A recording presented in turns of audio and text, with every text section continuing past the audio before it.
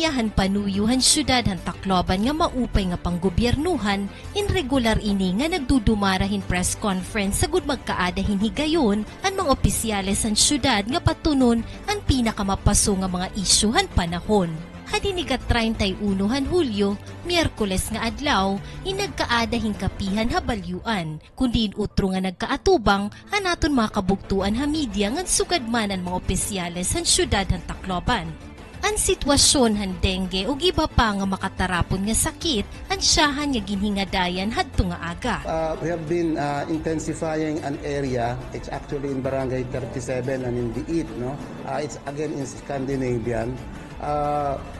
We have asked the help of our big brother, the Regional Health Office Surveillance Unit, and we went there to get some blood samples. We are entertaining 3 diseases. One is chikungunya, another is dengue, and another is measles. No? Hindi po natin sila masabi na sila yung kaagad because they have the same manifestations, rashes, fever, joint pains. No?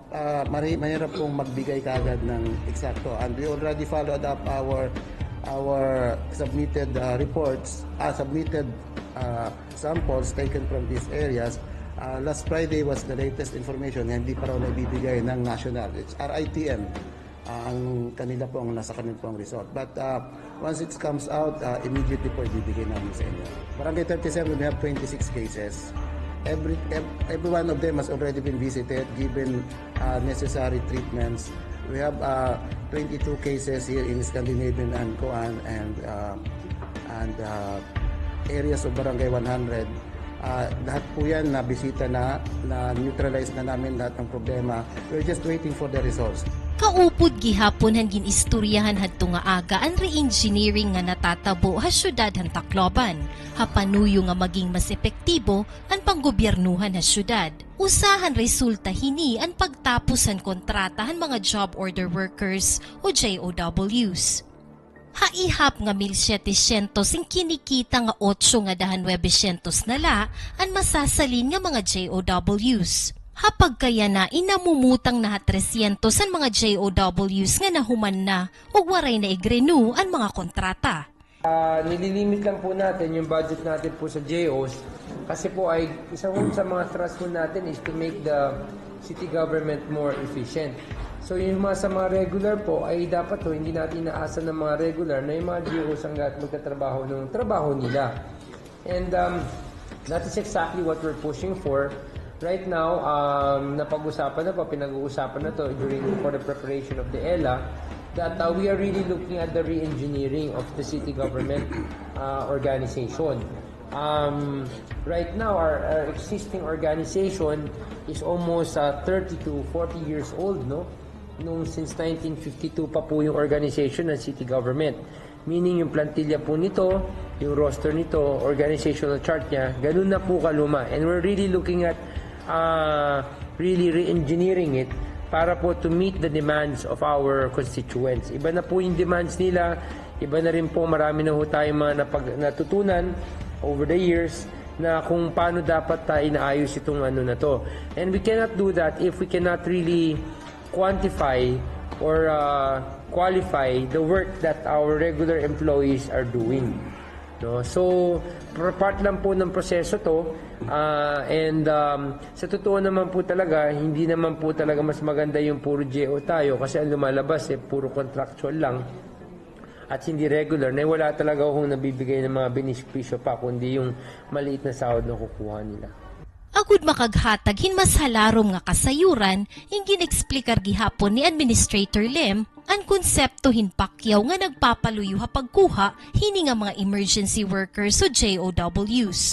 Supposedly, para ho silang emergency worker or pakyaw na, for example, kailangan na natin matapos to, o sige, pabayaran namin ho kayo ng ganito pang ilang araw yon para makumpleto yung isang bagay, itong isang trabaho, job order nga lang po. However, yung naging kasanayan po sa magpakatotoo po tayo, nakasanayan po ng mga local government units is since nasimulan yung ganun, minsan yung regular na employee, yung trabaho nila pinapagawa nila. Wala namang katapusan po yung trabaho nila. Kasi tuloy-tuloy po ang trabaho natin as a providing service to the city of Tacloban. So, we're trying to restudy this, no? Trying to rationalize and how to really maximize the ano. Marami po, maganda po yung thrust ngayon. Actually, the mayor has been trying to do this for the longest time. Samtang nahingadayan gihapon ang Operation Red Plate kagin papatuman han buhatan han ombudsman hapag kaya na. Ngan ang mga pitad nga ginbubuhat han syudad, agud mas mahugot nga maimplementar ini nga direktiba. Actually, we're very supportive of the Operation Red Plate. In fact, we're waiting for kung sino po na may mga nahuli nila. I understand may mga na-identify sila and we're just waiting for the notices to also so we can actually file the proper administrative cases to those employees or officials who are using their vehicles without the proper trip tickets or travel order. No, pero gusto ko rin naman po bigyan ng to be fair about this, hindi po lahat no na huli nun were actually illegal. Meron ho tayong mga ilang inspection teams na hindi lang nila dala yung trip ticket nila, yung travel order, at nahuli. Pero nevertheless, ano naman po yun, hindi naman final yun. No? But for those who are really traveling, who are using their cars for private purposes during that weekend, during the weekends, please note that we will, please do not try us. Marami na po ngayon, we're already suspended. Since election, nakasuspend na tayo ng 2 tao. We're really, in fact, we're calling out again to the people, to everyone listening po dyan, everyone watching this. If you have any complaints, if you see anything, any abuse or any negligence on the part of the city government sa mga empleyado namin, please, we urge you, we beseech you, ito na lang po yung tulong nyo sa amin, paalam nyo sa amin.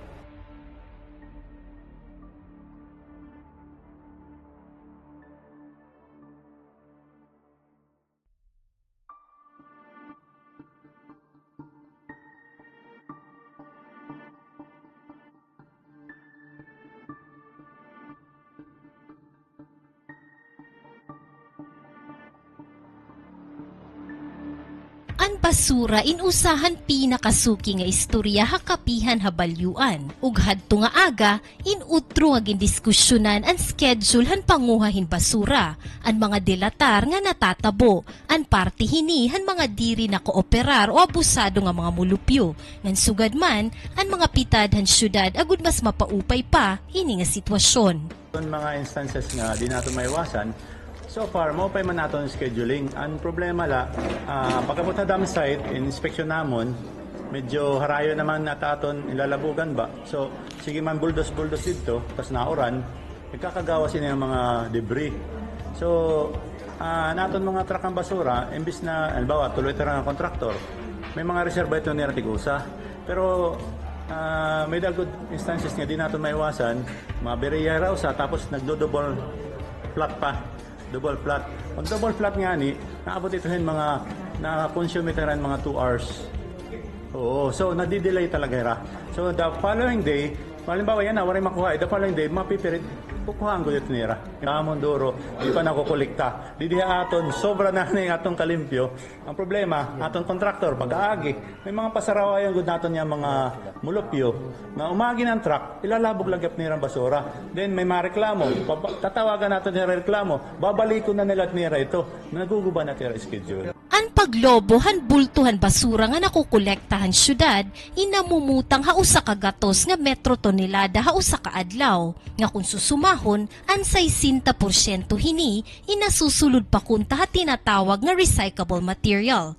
Hini nga punto in kinahanglan nga dungan nga ipatuman ang proyekto nga sanitary landfill nga ang pagbaguha pamatasan han mga mulupyo, pinaagihan sakto nga waste segregation. We have to face the fact that problema po natin dito sa Tacloban is yung ating segregation at source. In fact, we have been talking about possibilities like such as yung baka pwedeng maka-city muna ang bibili ng mga plastic. So we will be giving initiatives to our fellow Taclobanon sa ating mga may bahay o sa ating mga may mga negosyo na mag-segregate bago ilabas po yung basura. At the end of the day, this is also our target kasi even as we are now undertaking the construction of our sanitary landfill. Ang sanitary landfill po may buhay. May lifespan po yun. Pag napuno yun, kailangan na isara yun, kailangan magtayo uli ng bago. So para ho ma-maximize yung buhay po na aton na sanitary landfill, is we really have to go into segregation. Kailangan ho natin maisip, matandaan na there is money in trash. In a sense na yung kala mo, yung mga tinatapon natin, kahit ganito ho mga plastic, no? Pag ito inipon-ipon mo, ay pag may bumibili po niyan. Pero pag ito, sinama mo sa ibang bagay, sa mga sirang pagkain, sa mga tapon na, or sa mga papel, basura yon. So, it's a matter of segregating to make it still useful. Ginklaro gihapon ni Attorney Lim ang tinuod nga obligasyon han syudad han Tacloban ha operasyon han Tacloban City Police Office. Agud matagan hinklaro ang mga istorya bahin han sinisiri nga pag-ukoy han syudad paghatag hing gasolina ha TCPO. Hapag kaya na sumalahan administrator ing gini-estudyohan pan syudad ang budget han TCPO nga nagtitikang ha regional office hini. Agud matukib kung piragud man ang kantidad nga kinahanglan ng TCPO nga nansakto nga ayuda nga angay ipaabot ang syudad. Yung sa unang tanong nyo po, kung obligasyon po ng city government to provide fuel to the PNP, the answer is no. Okay, no, it is not. It's a mere assistance or augmentation by the city government at the will or at the discretion of the city government. That means that's the budget as approved by the Sanggunian. It is not our obligation to provide them with support. In terms of fuel, even pati po sa baril, sa training, sa personnel.